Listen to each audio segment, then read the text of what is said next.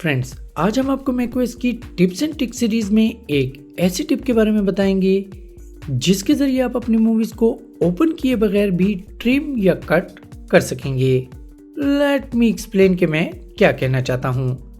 Let's say मैं अपने desktop पे पड़ी इस मूवी को ट्रिम करना चाहता हूँ।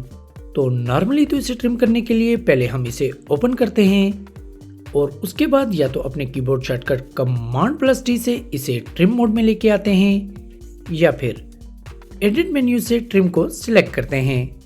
लेकिन बहुत कम लोग ये जानते हैं कि macOS में मूवीज को ट्रिम करने का एक और भी आसान तरीका मौजूद है, और वो ये है कि आप जिस भी मूवी को ट्रिम करना चाहते हैं उस पर राइट क्लिक करें और क्विक एक्शन से ट्रिम को सिलेक्ट कर लें।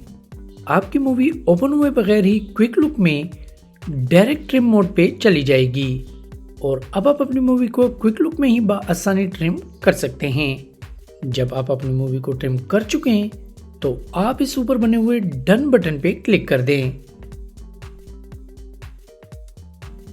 And that's all.